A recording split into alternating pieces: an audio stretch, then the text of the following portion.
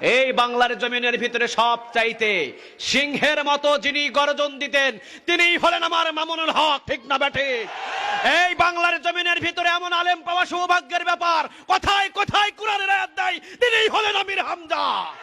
এই বাংলার জমিনে সবচাইতে কোরআনের দাওয়াত বেশি প্রয়োজন, যার হাতে হাত রেখে মুসলিম হাজারো মুসলমান হয়েছে, তিনি হলেন আল্লামা সাঈদী।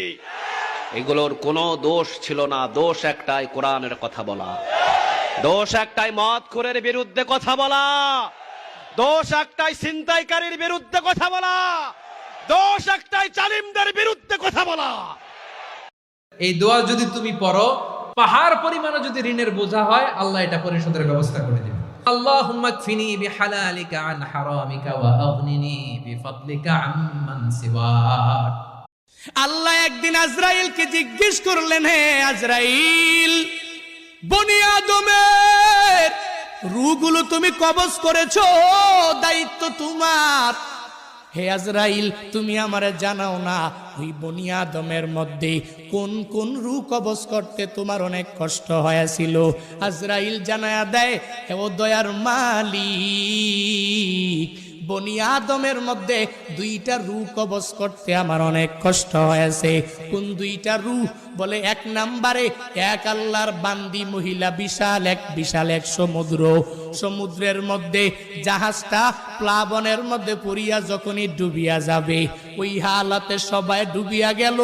এক প্রেগনেন্ট মহিলা, গর্ভবতী মহিলা কাঠের মধ্যে বসা, একটু পরেই এই মহিলা একটা বাচ্চা প্রসব করবে।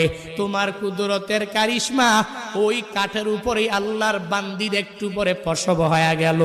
সন্তানটা দুনিয়ার মধ্যে ওই কাষ্ঠের উপরে যখন দুনিয়াতে আসলো, তখনই তোমার অর্ডার হয়ে গেল, হে আজরাইল, যাও এই বান্দির রূহটাকে কবজ করে তুমি নিয়ে চলে আসো।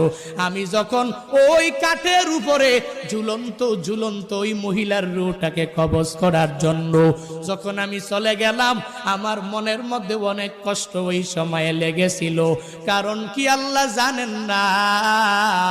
কারণ হলো এই কাঠের মধ্যে যে এই বান্দি সন্তানটা, ওই সন্তানের কি উপায় হবে, কই যাবে? কারণ দুনিয়াতে তার মা থাকবে না।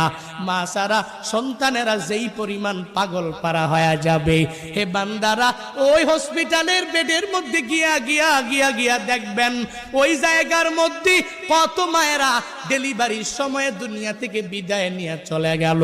সন্তানেরা কত কষ্ট করে লালিত পালিত হয়ে গেল, কারণ দুনিয়াতে মা নাই। মা ছাড়া সন্তানটা দুনিয়াতে